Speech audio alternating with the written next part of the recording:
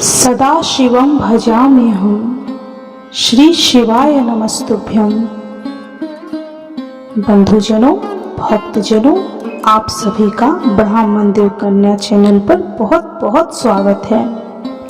सावन मास में शिव महापुराण की महिमा सुनना सभी तरह के पुण्य फल देने वाला है। आपके जीवन में जो भी बाधाएं हैं, जो भी समस्याएं हैं, उन सभी का समाधान इस शिव पुराण महात्म्य कथा सुनने से हो जाएगा।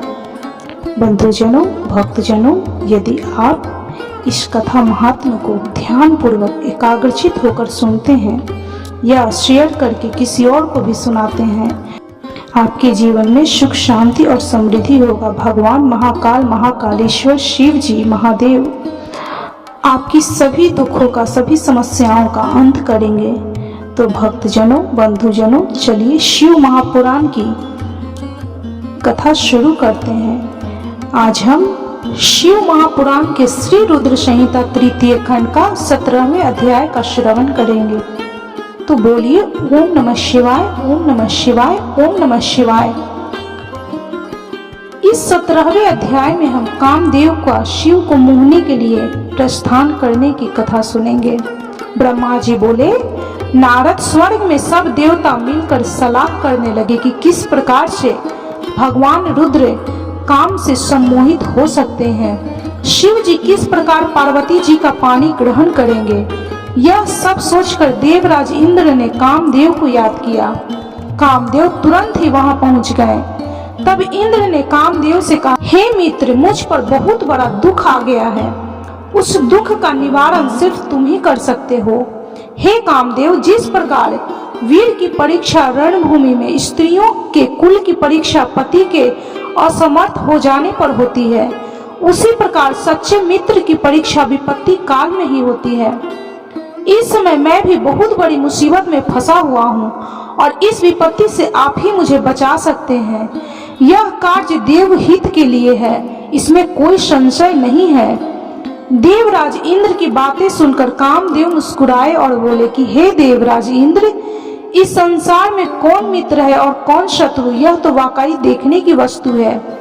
इसे कहकर कोई लाभ नहीं है। देवराज, मैं आपका मित्र हूँ और आपकी सहायता करने की पूरी कोशिश अवश्य ही करूँगा।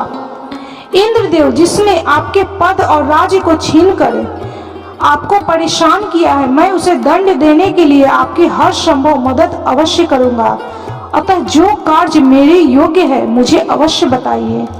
कामदेव के इस कथन को सुनकर इंद्रदेव बड़े प्रसन्न हुए और उनसे बोले कि हे तात, मैं जो कार्य करना चाहता हूँ उसे सिर्फ और सिर्फ आप ही पूरा कर सकते हैं। आपके अतिरिक्त कोई भी उस कार्य को करने के विषय में सोच भी नहीं सकता। तारकासुर नाम का एक प्रसिद्ध दैत्य है। तारकासुर ने ब्रह्मा जी की घोर तपस्या करके वरदान प्राप्त किया है। तारकासुर अजय हो गया है। अब वह पूर्णतः निश्चिंत होकर पूरे संसार को कष्ट दे रहा है। वह धर्म का नाश करने को आतुर है। उसने सभी देवी देवताओं और ऋषि मुनियों को दुखी कर रखा है। हम देवताओं ने उससे युद्ध किया, परंतु उस पर अस्त्र शस्त्र का कोई भी प्रभाव नहीं पड़ा। यही नहीं, स्वयं श्री हरि का सुदर्शन चक्र भी तारकासुर का कुछ भी नहीं बिगाड़ सका। मित्र, भगवान शिव के वीर से उत्पन्न हुआ बालक ही तारकासुर का वध कर सकता है। अतः तुम्हें भगवान शिव के हृदय में शक्ति पैदा करनी होगी। भगवान शिव शंकर इस समय हिमालय पर्वत पर तपस्या कर रहे हैं और देवी पार्वती अपनी सखियों के साथ मिलकर महादेव जी की सेवा कर रही हैं। ऐसा करने के पीछे देवी पार्वती का उद्देश्य प्रभु शिव जी को पति के रूप में प्राप्त करना है। परंतु भगवान शिव तो परम योगी हैं, उनका मन सदैव ही उनके वश में है। हे कामदेव, आप कुछ ऐसा उपाय करें कि भगवान शंकर के हृदय में माता पार्वती का निवास हो जाए और उन्हें अपनी प्राण वल्लभा बना उनका पानी ग्रहण कर लें। आप कुछ ऐसा कार्य करें जिससे देवताओं के सभी कष्ट दूर हो जाएं और हम सभी को तारकासुर नामक दैत्य से हमेशा के लिए छुटकारा मिल जाए। यदि कामदेव आप ऐसा करने में सफल हो जाएंगे तो हम सभी आपके सदैव आभारी रहेंगे। ब्रह्मा जी बोले कि हे नारद, देवराज इंद्र के कथन को सुनकर कामदेव का मुख प्रसन्नता से खिल गया। तब कामदेव देवराज से कहने लगे कि मैं इस कार्य को अवश्य करूंगा। इंद्रदेव को कार्य करने का आश्वासन देकर कामदेव अपनी पत्नी रति और वसंत को अपने साथ लेकर हिमालय पर्वत पर चल दिए, जहां शिव जी तपस्या कर रहे थे। ब्रह्मा जी बोले कि हे मुनि नारद, कामदेव अपनी पत्नी रति और वसंत ऋतु को अपने साथ लेकर हिमालय पर्वत पर पहुंचे, जहां त्रिलोकीनाथ भगवान शिव शंकर तपस्या में मग्न बैठे थे। कामदेव ने शिव जी पर अपने बाण चलाए। इन बाणों के प्रभाव से शिव जी के हृदय में देवी पार्वती के प्रति आकर्षण होने लगा तथा उनका ध्यान तपस्या से हटने लगा। ऐसी स्थिति देख महायोगी शिव अत्यंत आश्चर्यचकित हुए और मन में सोचने लगे कि मैं क्यों अपना ध्यान एकाग्रचित नहीं कर पा रहा हूँ। मेरी तपस्या में यह कैसा विघ्न आ रहा है। अपने मन में यह सोचकर भगवान शिव इधर उधर चारों ओर देखने लगे। जब महादेव जी की दृष्टि दिशाओं पर पड़ी तो वे भी डर के मारे कांपने लगे। तभी भगवान शिव की दृष्टि सामने छिपे हुए कामदेव पर पड़ी। उस समय काम पुनः बाण छोड़ने ही वाले थे। उन्हें देखते ही शिव जी को बड़ा क्रोध आया। इतने में काम ने अपना बाण छोड़ दिया, परंतु क्रोधित हुए शिव जी पर उसका कोई प्रभाव नहीं हो सका। वह बाण शिव जी के पास आते ही शांत हो गया। तब अपने बाण को बेकार हुआ देख कामदेव डर से कांपने लगे और इंद्र आदि देवताओं को याद करने लगे। सभी देवतागण वहां आ पहुंचे और महादेव जी को प्रणाम करके उनकी भक्ति भाव से स्तुति करने लगे। जब देवतागण उनकी स्तुति कर रहे थे तभी भगवान शिव के मस्तक के बीचों बीच स्थित तीसरा नेत्र खुला और उसमें से आग निकलने लगी और वह आग आकाश में ऊपर उड़ने लगी और अगले ही पल पृथ्वी पर गिर पड़ी। फिर चारों ओर गोले ही घूमने लगे। इससे पूर्व कि इंद्रदेव या अन्य देवता भगवान शिव से क्षमा याचना कर पाते, उस आग ने वहीं खड़े कामदेव को जलाकर भस्म कर दिया। कामदेव के मर जाने से देवताओं को बड़ी निराशा व दुख। वे यह सब देखकर बड़े व्याकुल हो गए। कामदेव उनकी वजह से शिव जी के क्रोध का भागी बना। कामदेव की अग्नि में जलने का दृश्य देखकर वहां उपस्थित देवी पार्वती और उनकी सखियां भी अत्यंत भयभीत हो गईं। उनका शरीर जड़ हो गया, जैसे शरीर का खून सफेद हो गया हो। पार्वती अपनी सखियों के साथ तुरंत अपने घर की ओर चली गईं। कामदेव की पत्नी रति तो मूर्छित होकर गिर पड़ी।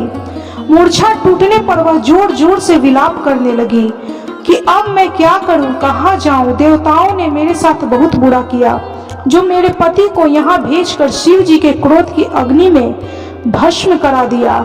हे स्वामी, हे प्राण प्रिया, ये आपको क्या हो गया। इस प्रकार देवी रति रोती बिलखती हुई अपने सिर के बालों को जोरों से नोचने लगी।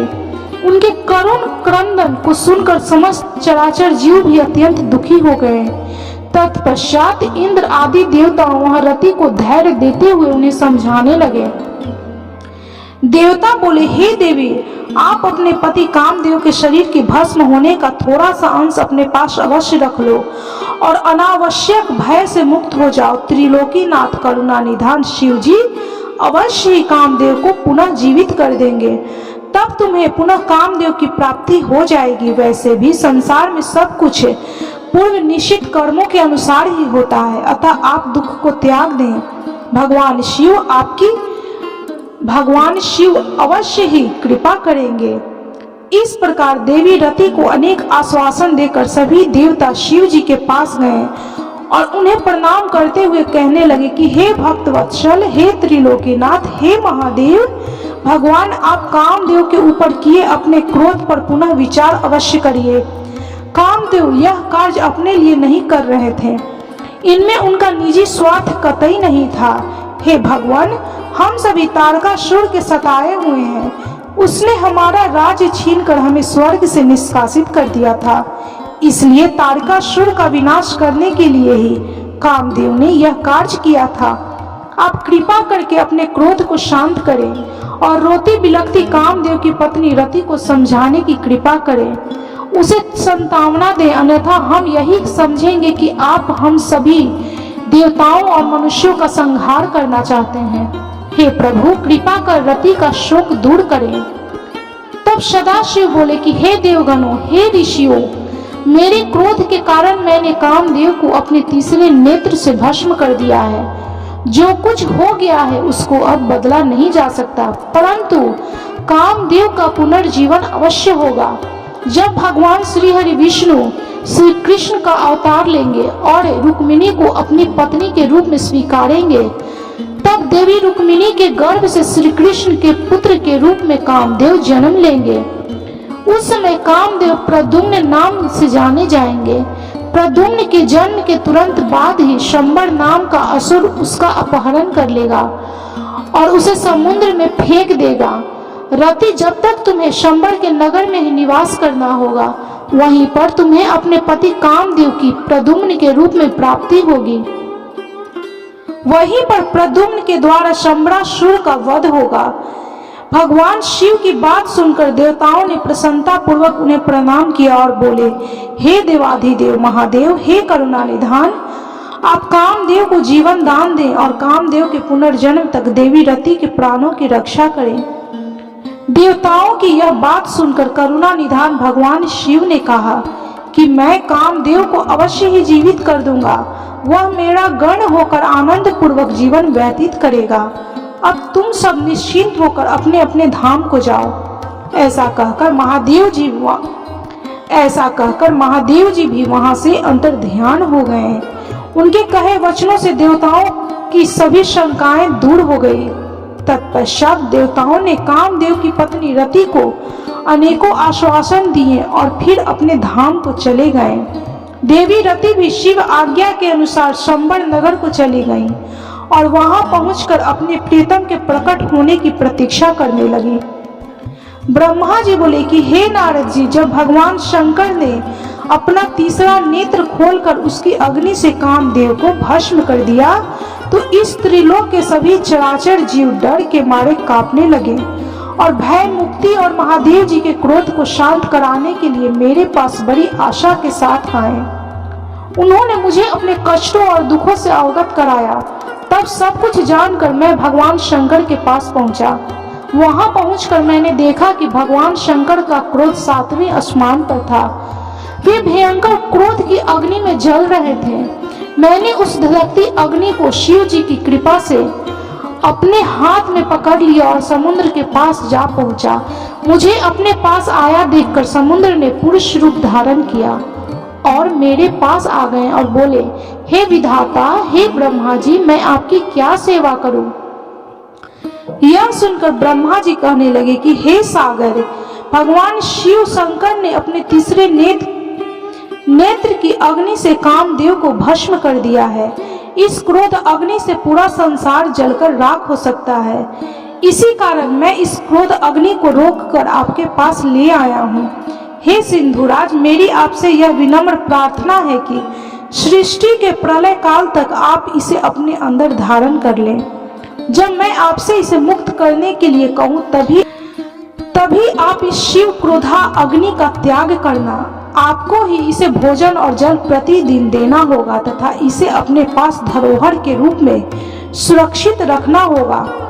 इस प्रकार मेरे कहे अनुसार समुद्र ने क्रोध अग्नि को अपने अंदर धारण कर लिया। उसके समुद्र में प्रविष्ट होते समय पवन के साथ बड़े बड़े आग के गोलों के रूप में क्रोध अग्नि समुद्र के पास धरोहर के रूप में सुरक्षित हो गई। तत्पश्चात मैं अपने लोक को वापस लौट आया। इस प्रकार शिव महापुराण के श्री रुद्र संहिता 3 खंड का 19वां अध्याय तक की कथा संपन्न हुई। तो बोलिए ओम नमः शिवाय, ओम नमः शिवाय, ओम नमः शिवाय। कर्पूर गौरम करुणावतारम संसार सारम भुजगेंद्र हारम सदा वसंतम हृदय रविंदे भवम भवानी सहितम नमामि। आप भी इस शिव भक्ति की कथा अवश्य सुने। इस कथा को सुनने से आपके मन की जो भी मनोरथें होंगी भगवान पूर्ण करेंगे। आपके जीवन की सभी समस्याओं का भगवान शिव महाकालेश्वर समाधान करेंगे। तो बोलिए कर्पूर गौरम करुणावतारम संसार सारम भुजगेंद्र हारम सदा वसंतम हृदय रविंदे भवम भवानी सहितम नमामि। ओम नमः शिवाय, ओम नमः शिवाय, ओम नमः शिवाय। भक्तजनों, बंधुजनों, यदि आपको शिव महापुराण की यह कथा अच्छी लगी हो तो कृपया वीडियो को लाइक, शेयर और सब्सक्राइब जरूर करें और कमेंट में हर हर महादेव, ओम नमः शिवाय, जय महाकाल जरूर लिखें।